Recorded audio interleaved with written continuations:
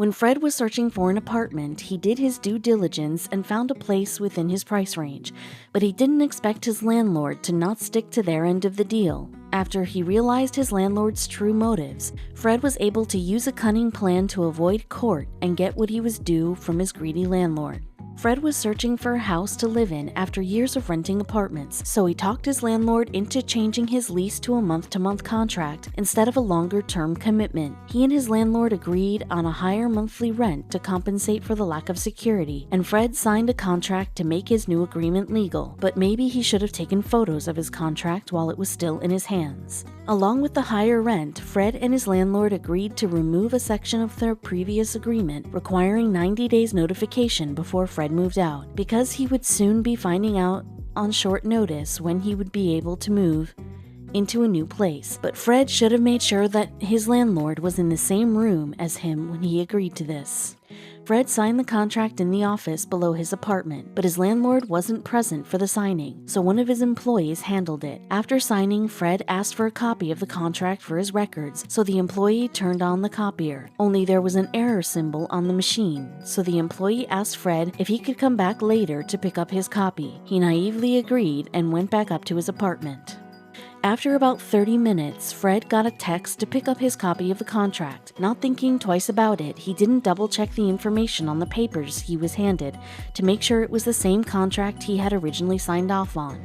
But after dealing with his landlord for a few years, he didn't expect him to change their agreement behind his back. For the next few months, Fred paid his rent monthly at the higher rate without hearing from his landlord. Finally, he found the right place to transition to and found out that he would be able to move in after 4 weeks, so he immediately notified his landlord that he would be leaving on that date. But his landlord's reply made Fred absolutely furious with the whole situation. Fred's landlord replied that it was nice that Fred had found a new home, but he would still be responsible for the next 2 months of rent due to the 90-day moving notification requirement in the contract he signed. Fred thought back to the day he discussed his new requirements with his landlord, and knowing that they had agreed to take that part out of the agreement, looked back at the contract he was handed by his landlord's employee.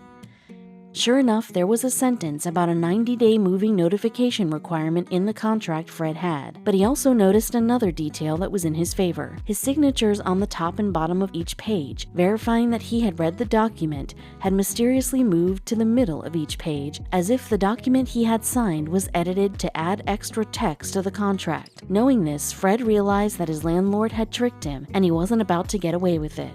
Fred informed his landlord of the formatting error that was a dead giveaway for his malicious edits to the contract, but he insisted that the contract was still legally binding and there was nothing that Fred could do about it. Not wanting to get a lawyer involved, Fred attempted to solve things on his own terms. Fred's landlord persisted that he would take the case to court if Fred didn't pay his rent in full, and he would withhold any security deposits until the matter was resolved. Fred knew that his case would hold up in court if anyone took a look at the documents, but he also knew that there was one thing that his landlord hadn't thought about: Fred's utilities. Fred's rent payments covered a flat fee for utilities in his apartment, which was unchanged from month to month because the separate apartments in the building ran on 1 meter. So Fred's plan for revenge was simple. He told his landlord that as long as he wanted to persist with his demands, Fred would be inclined to leave all of his windows open, crank up the heater, open his refrigerator door, and run all the faucets 24/7. And he would give his landlord a good reason not to ask him to knock it off. Fred also told his landlord that if he attempted to enter his apartment without Fred's permission, he would be reported to the police for trespassing. And immediately, Fred received a reply getting confirmation that his landlord would not pursue the extra month's rent or security deposit, proving that revenge can be sweet.